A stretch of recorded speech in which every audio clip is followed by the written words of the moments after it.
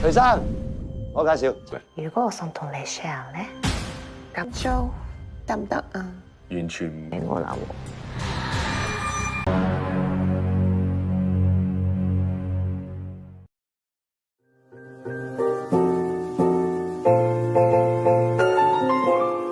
Selamat datang di channel kami R2 Movie. Kali ini kami akan membahas film dari Cina dengan plot twist yang sangat membuat penontonnya terkejut terheran-heran. Film ini berjudul Deception of the Novelist yang dirilis tahun 2019. Film ini menjelaskan tentang pasangan suami istri yang terlibat tragedi kematian seorang wanita secara misterius di apartemennya. Hal itu pun membuat keduanya menjadi tersangka, tapi mereka berusaha mengelak dan bahkan saling tuduh-menuduh satu sama lain. Lantas siapakah pembunuh yang sebenarnya? Tanpa banyak basa-basi langsung saja kita ke filmnya, dan jika kalian suka dengan video ini jangan lupa subscribe dan aktifkan notifikasi loncengnya, agar tidak ketinggalan video terbaru dari kami. Film dibuka dengan seorang pria bernama Jai, yang merupakan seorang penulis novel. Karyanya sangat digemari banyak orang karena berisi kisah cintanya yang sangat romantis bersama sang istri. Mereka pun dianggap sebagai pasangan yang sempurna dan menjadi inspirasi pasangan muda. Akan tetapi hubungan mereka sebenarnya tidak seromantis seperti yang Jai tulis pada novelnya. Istrinya yang bernama Kiki terkadang membuat Jai sangat kesal karena sifatnya yang pemalas dan tukang suruh-suruh, bahkan untuk urusan pekerjaan rumah dan menjemput anak, Jai lah yang harus mengerjakannya. Jai hanya bisa memendam kekesalannya itu karena tak ingin cekcok dengan sang istri. Ia hanya bisa sabar dan pasrah demi menjaga citra hubungan mereka yang sempurna di mata para penggemarnya. Lanjut, selain pekerjaannya sebagai penulis, Jai juga mempunyai bisnis apartemen yang ia warisi dari orang tuanya. Kebetulan Jai juga tinggal di apartemen tersebut. Suatu hari seorang wanita bernama Elaine datang dan ingin menyewa salah satu kamar di apartemennya. Setelah melihat-lihat, Elaine pergi dan tanpa sengaja dia meninggalkan tas belanjanya yang berisi pakaian dalam. Jai membawa barang itu pulang dan mulai berfantasi liar tentang Elaine. Tiba-tiba Elaine menelpon dan meminta diskon biaya sewa apartemennya. Karena Jai baik hati, dia meminta Elaine untuk segera menandatangani kontrak. Singkat cerita akhirnya Elaine tinggal di apartemen tersebut dan menjadi obat cuci mata untuk Jai. Suatu malam Elaine mentransfer pembayaran yang hanya setengah dari harga sewa. Dia berkata kalau isi rekeningnya tidak cukup. Lantas ia meminta Jai untuk datang ke kamarnya mengambil langsung sisanya secara tunai. Demi serabi lempit, maksudnya demi uang sewa, Jai pun bergegas ke kamar lain dan berbohong kepada istrinya. Di sana ia disambut oleh Elaine yang sudah dalam mode siap tempur.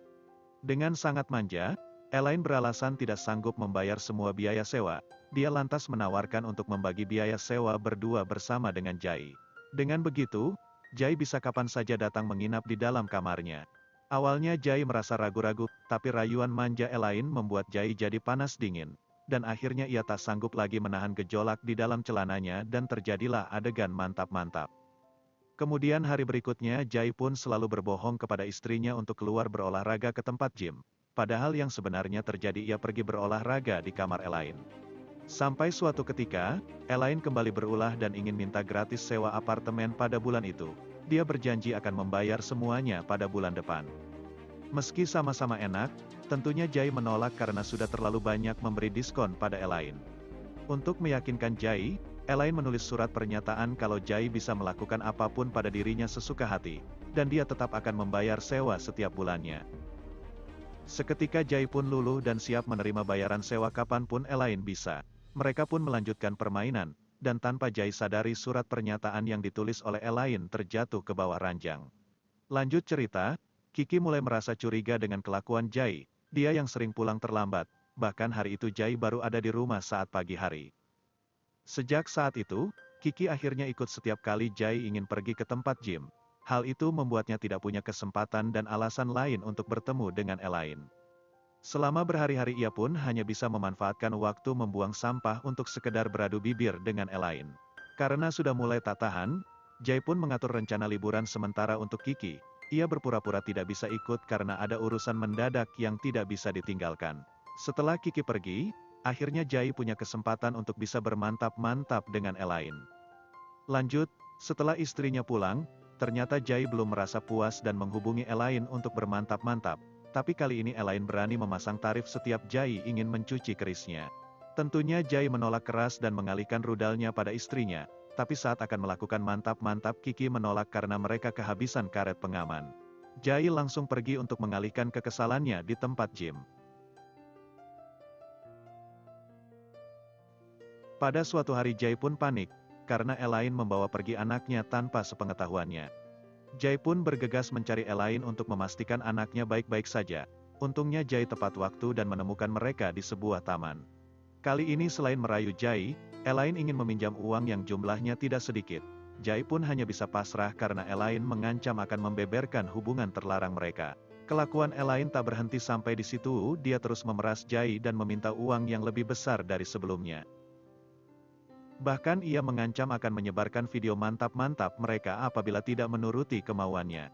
Elaine juga mengingatkan kalau ia tiba-tiba mati maka video itu akan otomatis terupload internet.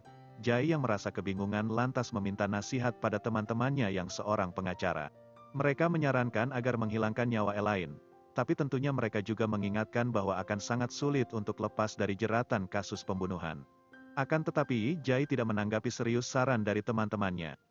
Singkat cerita, suatu malam Elaine tiba-tiba ditemukan tewas mengenaskan di jalanan. Polisi yang datang menyelidiki lantas menduga bahwa Elaine jatuh dari lantai atas apartemennya. Polisi pun datang memeriksa apartemen Elaine dan meminta Jai datang ke kantor polisi untuk diinterogasi. Awalnya Jai berkata kalau hubungannya dengan Elaine hanya sebatas penyewa dan pemilik apartemen. Akan tetapi ia tidak bisa mengelak setelah polisi menunjukkan surat pernyataan yang ditulis Elaine waktu itu, dan tingkah laku keduanya yang sangat-sangat mencurigakan. Jai pun mengakui bahwa Elaine adalah wanita simpanannya, tapi Jai berbohong kalau Elaine pernah mengancam bunuh diri jika ia tidak bercerai dengan istrinya. Lantas Jai kembali tidak bisa mengelak setelah polisi mengungkapkan fakta kalau terdapat bukti perlawanan di TKP dan mayat Elaine. Hal itu berarti bukan karena bunuh diri. Akhirnya Jai kehabisan alasan dan mengaku bahwa ialah yang telah membunuh Elaine, karena kesal terus-menerus diperas. Seharusnya kasus ini sudah selesai dengan pengakuan Jai, akan tetapi seorang detektif psikologi pembunuhan bernama Miu Jin melihat keanehan pada video interogasi Jai. Dari gerak-geriknya, Miu Jin menganggap Jai telah berbohong, meski Jai telah mengaku tapi tak ada bukti nyata kalau Jai yang mendorong Elaine. Penyelidikan lanjutan pun dilakukan di apartemen Jai. Polisi menemukan buku diari istrinya yang berisi curahan kemarahan atas perselingkuhan Jai dan rencananya balas dendam pada Elaine. Polisi lalu membawa Kiki ke kantor untuk diinterogasi. Miu Jin lalu menunjukkan buku diari dan serat baju milik Kiki yang ditemukan di TKP. Miu Jin juga menambahkan bahwa Jai tidak ada di TKP saat kejadian berlangsung. Semua bukti dan fakta tersebut mengarah pada Kiki. Bahkan setelah diselidiki ternyata Kiki mempunyai riwayat penyakit mental dan sering lepas kontrol. Miu Jin pun menyimpulkan bahwa Kikilah yang telah membunuh Elaine, karena menggila setelah ia tahu perselingkuhan suaminya, tapi Kiki menolak semua tuduhan tersebut dan menganggap dirinya telah dijebak. Polisi pun kebingungan dan memilih membebaskan keduanya, tapi tentu saja tetap dalam pengawasan. Singkat cerita saat mereka berangkat untuk menjemput anaknya, di tengah perjalanan ternyata Kiki membius Jai dan membawanya ke suatu tempat.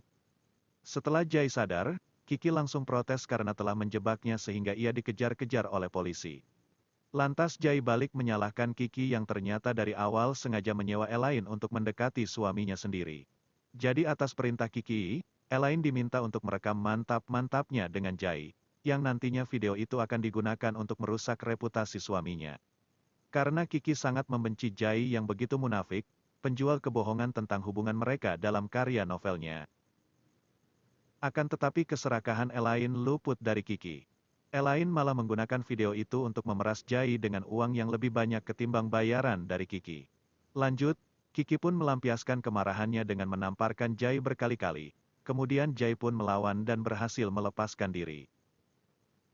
Akan tetapi, dengan kondisi yang terluka, Jai kembali ditangkap kemudian diikat pada alat pemotong kayu. Untungnya polisi datang tepat waktu dan berhasil menyelamatkan nyawa Jai, sementara Kiki pun langsung diringkus polisi. Singkat cerita, akhir film memperlihatkan fakta bagaimana Jai merencanakan dan mengeksekusi dengan rapi kematian Elaine. Jai menulis buku diari istrinya dan membuat rekam medis sakit mental palsu, sehingga polisi percaya bahwa istrinya memang gila. Jai lalu membius Elaine dan merekayasa kematiannya dengan pakaian istrinya.